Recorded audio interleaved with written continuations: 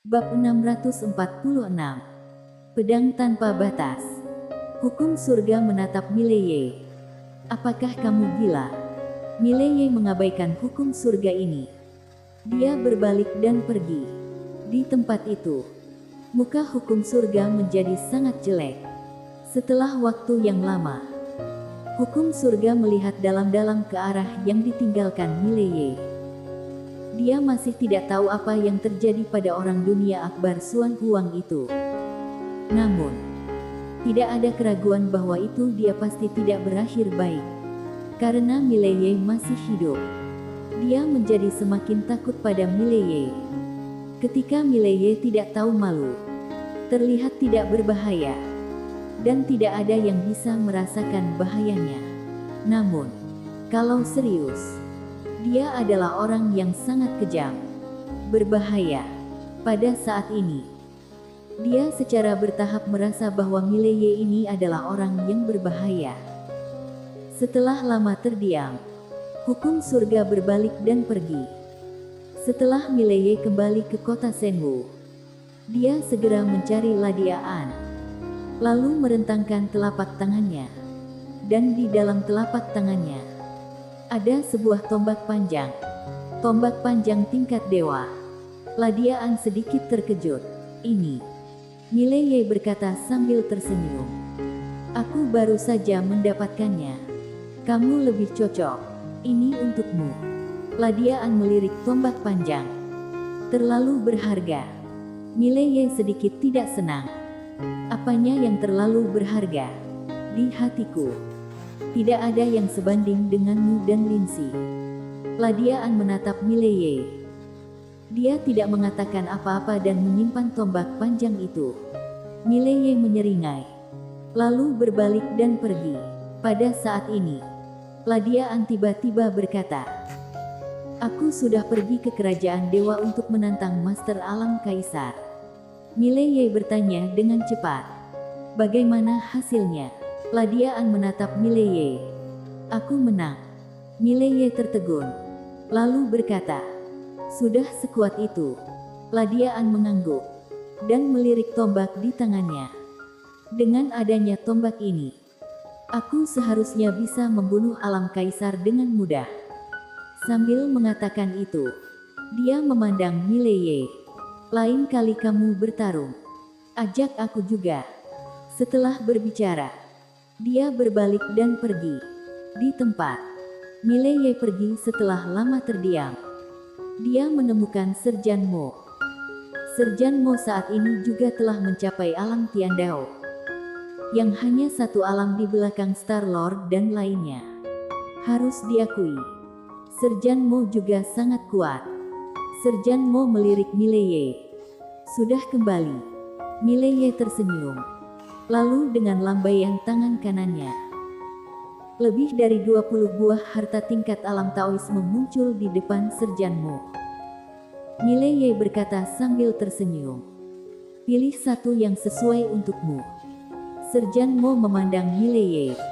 Tertegun, Mileye berkata sambil tersenyum, "Kenapa bengong? Cepat pilih satu yang cocok untukmu." Serjan Mo terdiam untuk waktu yang lama, dan kemudian memilih harta alam Taoisme jenis cakar. Mileye menyimpan sisa harta karun, lalu berbalik dan pergi. Serjan Mo melihat Mileye yang pergi di kejauhan dan tidak berbicara untuk waktu yang lama.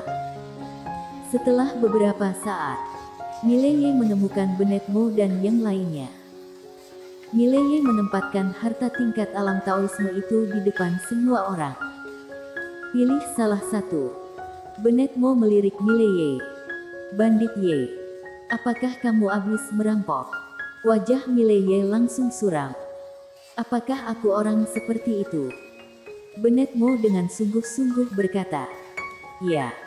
Mana mungkin kamu jadi orang seperti itu? Merampok, itu bukan gayamu. Kamu pasti mencuri."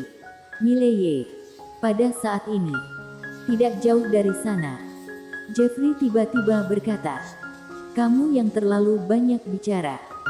Sambil bicara, dia langsung memilih sebuah harta pertahanan. Harta karun tipe pertahanan. Dia melatih tubuh fisik. Jadi harta pertahanan sangat berguna baginya. Pada saat ini, Nadia Jiang tiba-tiba berkata, "Kerajaan dewa mengirim seseorang ke sini." Mileye memandang Nadia Jiang. Nadia Jiang berkata, "Mereka ingin beberapa kamar dagang mereka menetap di kota Senwu kita. Bagaimana menurutmu?" Mileye berkata, "Apa kota Senwu sekarang hanya ada kamar dagang milik Chelsea Bai?" Nadia Jiang mengangguk. "Hanya satu itu." Mileye berkata, "Kalau begitu jangan biarkan orang lain masuk."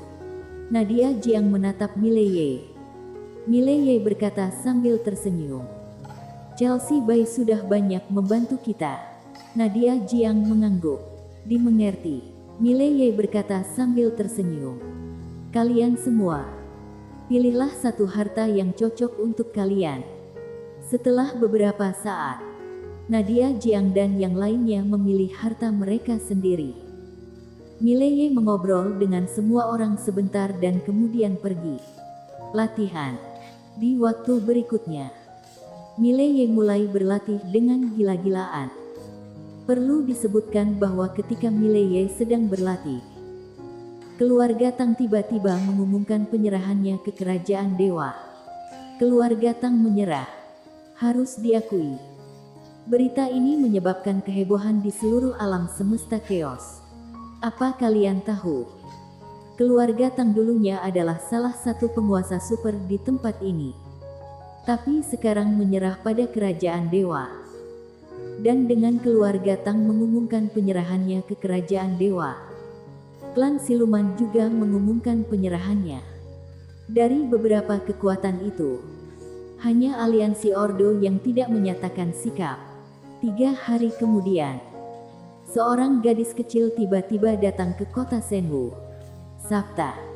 Tidak jauh di belakang Sabta, berdiri 10 pria berbaju hitam dengan pisau panjang di pinggang mereka. Sabta berjalan ke kota Senwu. 10 orang itu akan mengikuti. Sabta tiba-tiba menggelengkan kepalanya. "Tunggu di luar." 10 orang itu membungkuk sedikit dan diam-diam mundur. Setelah Sabta memasuki kota Senwu, dia datang langsung ke Sekte Pedang. Dan pada saat ini, Mileye tiba-tiba muncul di depannya. Sabta melirik Mileye. "Alam Dewa Pedang." Mileye mengangguk. "Baru saja menerobos belum lama ini." Sabta sedikit mengangguk. "Selamat." Mileye berkata sambil tersenyum. "Kenapa hari ini kamu bisa punya waktu untuk datang ke tempatku?"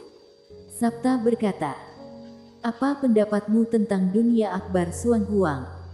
Mileye berkata dengan berat, "Aku juga tahu sesuatu tentang tempat ini." Sabta mengangguk. "Bagaimana pendapatmu?" Mileye berkata sambil tersenyum. "Aku sudah pasti akan melawan mereka. Kamu juga tahu, aku tidak punya pilihan kecuali dia menyerahkan harta itu. Master dunia akbar Suan Huang ini tidak akan pernah melepaskannya." Sabta berkata, "Aku telah memanggil kembali beberapa orang dari kerajaan dewa." Mileye memandang Sabta. "Mereka hanya menginginkan aku." Sabta menggelengkan kepalanya. "Mereka tidak hanya menginginkanmu. Mereka menargetkan seluruh alam semesta chaos." Mileye terdiam.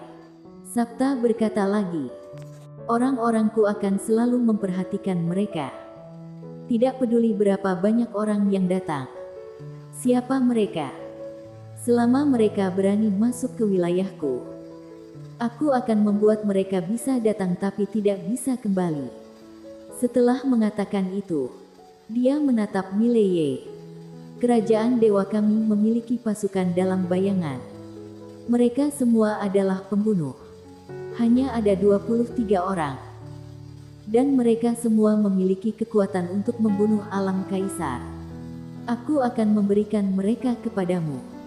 Mileye tertegun, lalu bertanya, "Diserahkan padaku?" Sabta mengangguk. "Kamu juga seorang pembunuh. Terutama aura chaosmu. Kamu bisa menggunakan aura chaos untuk menyembunyikan mereka. Dan dengan bantuan aura chaosmu, meski alam kaisar pun tidak akan bisa merasakannya. Membunuh Master Alam Kaisar. Mileye berkata, Sabta, dunia Akbar Suan Huang ini mungkin lebih kuat dari yang kita duga. Sabta mengangguk. Aku tahu. Setelah mengatakan itu, dia balik bertanya, memangnya kenapa? Mileye berkata sambil tersenyum. Ya, persetan saja dengan mereka. Sabta mengangguk. Mereka akan tiba di dunia kita dalam waktu paling lama 10 hari. Kamu harus siap. Setelah berbicara, dia bangkit dan pergi. Di tempat, Mileye terdiam. 10 hari. Dalam 10 hari, orang dunia Akbar Suan Huang akan datang. Mileye berkata pelan. Tidak tahu apakah Ayu sudah menemukan Jasmine atau belum. Setelah mengatakan itu, dia berbalik dan pergi. Latihan. Tidak ada banyak waktu tersisa. Dan sekarang dia perlu melatih tinju penguburan secara ekstrim. Tinju penguburan adalah salah satu kartu andalannya sekarang. Dan Lin Siye bisa dibilang maju dengan pesat di bawah bimbingan bos lantai 6. Karena Lin Siye sendiri sudah menguasai warisan Sekte Xiandao. Ditambah bimbingan lantai 6. Bisa dibilang sangat menakutkan. Dia juga sering berlatih tanding dengan Lin Siye. Tapi gadis ini selalu takut menyakitinya. Jadi tidak menggunakan seluruh kekuatannya. Sudah dibilang berkali-kali tapi tidak berguna. Mileye juga tidak berdaya. Setiap kali berlatih tanding dengan gadis ini, rasanya seperti main rumah-rumahan. Lantai 6 juga tidak berdaya. Lin Siye baik dalam segala hal, tetapi tidak memiliki kekejaman. Dalam pertarungan melawan master, kekejaman itu sangat dibutuhkan dalam banyak kasus.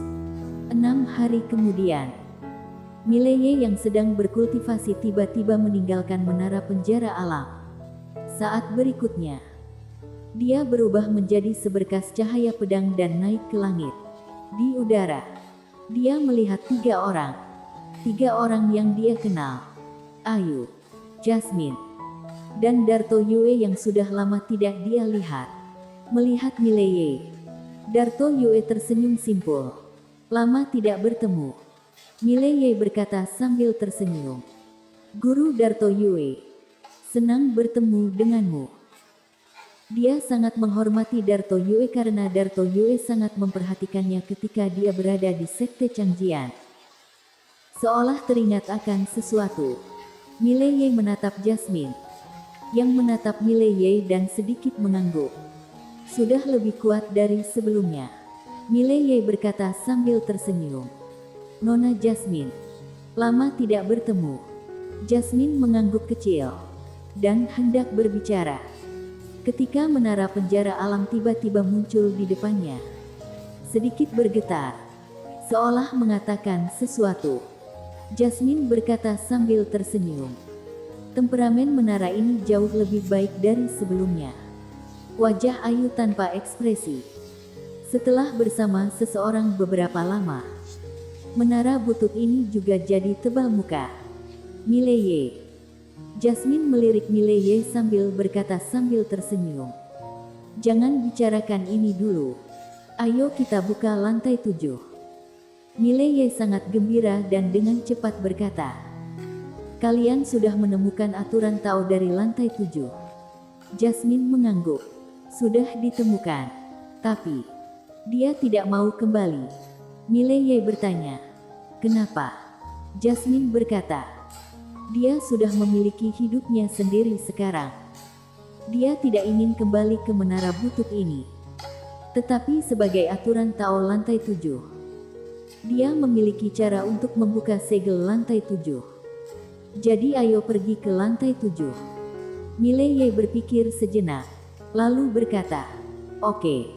Dengan mengatakan itu, sekelompok orang itu memasuki menara penjara alam. Di dalam menara penjara alam tiba-tiba muncul di depan Jasmine. bergetar hebat dan seolah mengatakan sesuatu. Ayu tiba-tiba berkata, "Pokoknya dia tidak mau kembali." "Mengerti." Menara penjara alam menggelengkan kepalanya kuat-kuat. Ayu mengangkat tangannya dan menamparnya. Boom! Menara penjara alam langsung terpental jauh. Ayu berkata, "Ayo kita pergi ke lantai 7. Begitu selesai bicara, semua orang sudah tiba di pintu masuk lantai 7. Berdiri di pintu masuk lantai 7, Jasmine membuka telapak tangannya. Sebuah tanda hitam tiba-tiba terbang. Segera, tanda hitam itu terbang langsung ke lantai 7. Beberapa saat kemudian, pintu lantai 7 tiba-tiba terbuka. Lindsay di samping langsung masuk. Dan kemudian, di bawah tatapan mata semua orang, dia memeluk kotak di lantai 7. Dan di atas kotak itu, masih ada setusuk manisan buah. Melihat kotak di tangannya, Lindsay menyeringai, berbalik dan lari. Sekarang, dia sudah punya 2 kotak. Dan apa sebenarnya yang ada di dalam 2 kotak ini? Tidak ada yang tahu. Mileye berjalan ke buku kuno. Dan begitu dia mengambil buku kuno, buku kuno itu berubah menjadi cahaya putih dan menghilang di antara alisnya. Pedang tanpa batas. Segera, informasi yang tak terhitung jumlahnya dituangkan ke dalam pikiran Mileye. Pada saat ini, suara Raja Iblis tiba-tiba terdengar. Teknik pedang ini mengabaikan tingkatan alam. Mulai sekarang, tidak ada yang tidak bisa kamu bunuh kecuali yang selevel aku. Bersambung. Jangan lupa like, subscribe dan nantikan cerita selanjutnya.